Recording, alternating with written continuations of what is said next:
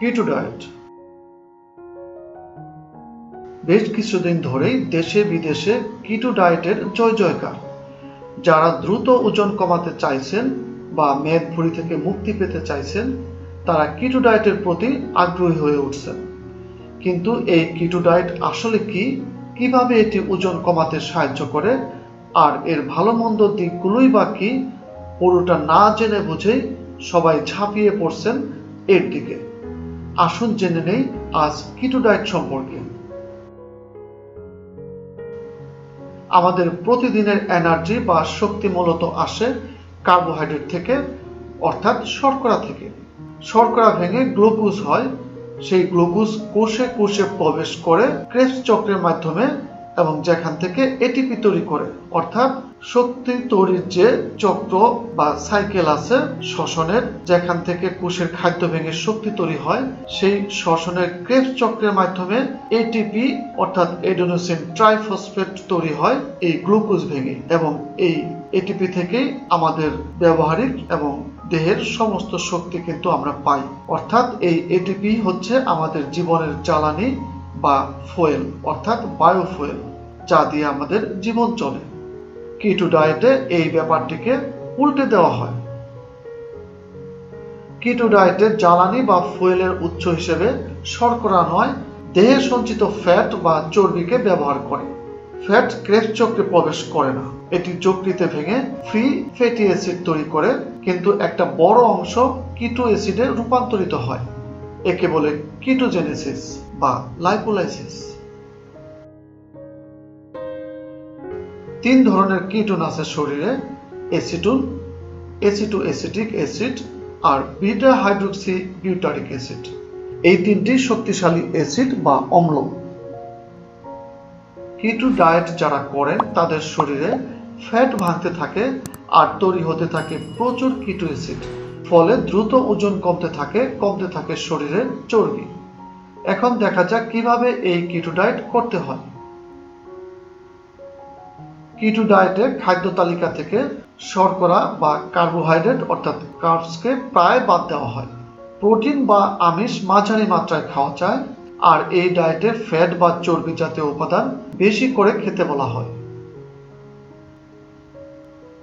যেমন আপনি যদি দৈনিক 2000 ক্যালোরি খাবার খান, তবে তার মধ্যে ফ্যাট খাবেন 165 গ্রাম, প্রোটিন খাবেন 75 গ্রাম, আর শর্করা মাত্র 40 গ্রাম। এটি গতানুগতিক সুষম খাদ্য বা ব্যালেন্সড ডায়েটের বিপরীত। একটি ব্যালেন্সড ডায়েটে 50 থেকে 60% থাকবে শর্করা, 30 থেকে 40% প্রোটিন থাকবে, আর 20 থেকে 30% থাকবে ফ্যাট। তাই কিটো ডায়েটে আপনি ভাত, রুটি, শস্য জাতীয় খাবার বাদ দেবেন। তৈলাক্ত খাবার, ঘি, মাখন ইত্যাদি খাবেন বেশি। এই ডায়েটে প্রোটিনের উৎস হিসেবে গরু, খাসির মাংস ইত্যাদি খেতে কোনো নিষেধ নেই। প্রচুর শাকসবজি খেতে পারবেন, কিন্তু শর্করাযুক্ত ফলমূল খেতে নিষেধ।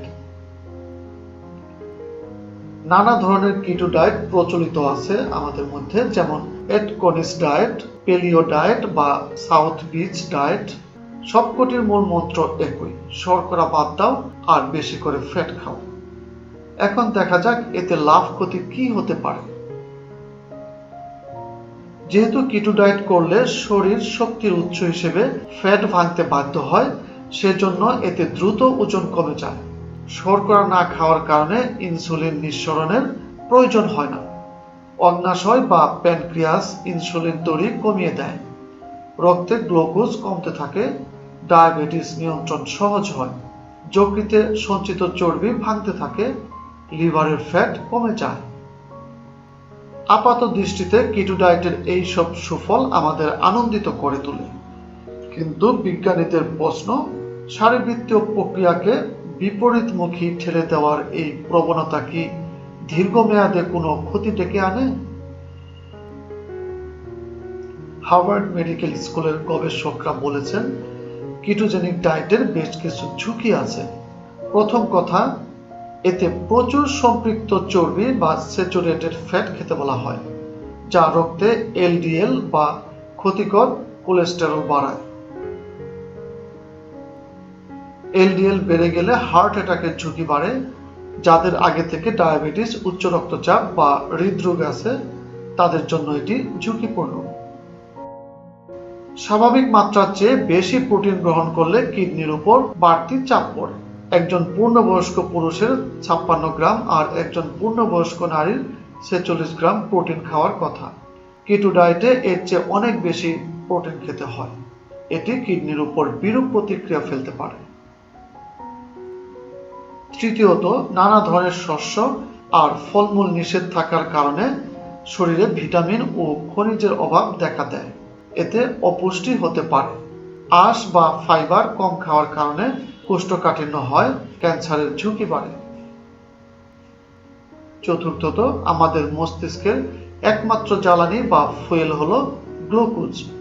গ্লুকোজের অভাবে চিন্তা শক্তির ধার ও মনোযোগ কমে যেতে পারে, কনফিউশন হতে পারে এবং মন মেজাজ খারাপ থাকে। চিন্তা চেতনায়ও ব্যাঘাত ঘটে। ল্যান্সেট জার্নাল সম্প্রতি একটি গবেষণাপত্রে প্রকাশ করেছে যে অতিরিক্ত বেশি বা কম শর্করা দুটোই অকাল মৃত্যু ও নানা রোগবালাইয়ের ঝুঁকি বাড়ায়। এই গবেষণা ব্যালেন্সড ডায়েটের পক্ষে, অর্থাৎ যেখানে শর্করা প্রায় 50 থেকে 55% থাকে, বরং ক্যালোরি বার্ন বা নিয়মিত ব্যায়ামের পক্ষে কথা বলে এটি। কিটো ডায়েট আবিষ্কৃত হয়েছিল এপিলেপটিক শিশু বা মৃগী রোগে আক্রান্ত শিশুদের জন্য। এই শিশুদের মস্তিষ্কের অতি উদ্দীপনা কমাতে একসময় ব্যবহৃত হতো কিটো ডায়েট। দিনের পর দিন এই ডায়েট করা হলে মস্তিষ্কের উপর কি ক্ষতিকর প্রভাব পড়তে পারে তা নিয়ে এখনো বিতর্ক আছে। গবেষকরা বলেছেন, বিশেষজ্ঞ পুষ্টিবিদ বা চিকিৎসকের পরামর্শ ছাড়া যে কেউ নিজে নিজে সোশ্যাল মিডিয়া বা গুগল থেকে নেওয়া কিটো ডায়েট চার্ট অনুসরণ করা ঠিক নয়, বরং সুষম খাদ্যাভ্যাস আর নিয়মিত ব্যায়াম হোক সবার প্রতিদিনের অভ্যাস। কিটো ডায়েট আসলে সর্বসাকুল্যে সাধারণ মানুষের জন্য স্বাস্থ্যসম্মত কোনো ডায়েট নয়। যিনি উচ্চ রক্তচাপে ভুগছেন তার জন্য যেমন লবণ খাওয়া বারণ, যিনি থাইরয়েড ডিসঅর্ডারে ভুগছেন তার জন্য গ্লুটেনযুক্ত খাবার যেমন নিষিদ্ধ, ঠিক তেমনি শুধু চিকিৎসার ক্ষেত্রে থেরাপিউটিক ডায়েট হিসেবে এপিলেপসি বা মৃগী রোগীদের জন্য গবেষণার মাধ্যমে কিটো ডায়েটের এই খাদ্য তালিকা সাজানো হয়েছিল। মৃগী রোগীদের সুস্থতার কথা মাথায় রেখে অনেক প্রয়োজনীয় পুষ্টি উপাদানকে বাদ দিয়ে হাই ফ্যাট, হাই প্রোটিন এবং অল্প কার্বোহাইড্রেট বা শর্করা দিয়ে এই ডায়েটকে প্রস্তুত করা হয়। কিন্তু নির্দিষ্ট ওষুধ আবিষ্কার পর এই ডায়েটকে গ্রহণযোগ্য নয় তা বলা হয়েছে, কারণ সাইড এফেক্ট হিসেবে অতিরিক্ত ওজন হ্রাস পেত, সেই সঙ্গে বিভিন্ন ধরনের স্বাস্থ্য জটিলতাও দেখা দিত। তখন ব্রেনের প্রধান খাদ্য হচ্ছে শর্করা বা গ্লুকোজ, যা আমাদের সারাদিনের কাজের এনার্জি বা শক্তি দেয়।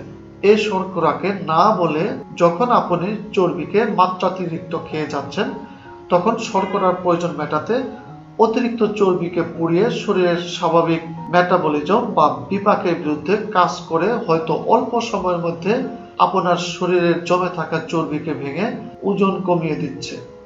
কিন্তু একটি বিশেষ সময় পার করার পর ফ্যাট বার্ন হওয়ার ফলে কিটোন বডি অতিরিক্ত তৈরি হওয়াতে রক্তে প্রাথমিকভাবে কিটোসিস এবং পরবর্তী সময়ে কিটো অ্যাসিডোসিস দেখা দেয়, যা কিনা রক্তের সাধারণ পিএইচ লেভেলকে ক্ষতিগ্রস্ত করে।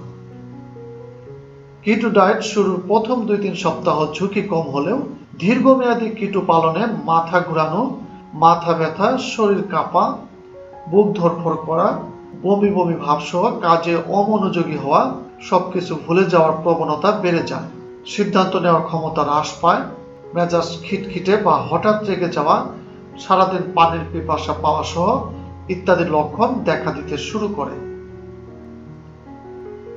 না বুঝে বেশি সময়ের জন্য এই ডায়েট ফলো করায় অতিরিক্ত চর্বি গ্রহণের কারণে আপনার রক্তের কোলেস্টেরল, এলডিএল, টিজিকে বাড়িয়ে স্ট্রোক এবং হৃদরোগের ঝুঁকিকে বাড়িয়ে তোলে।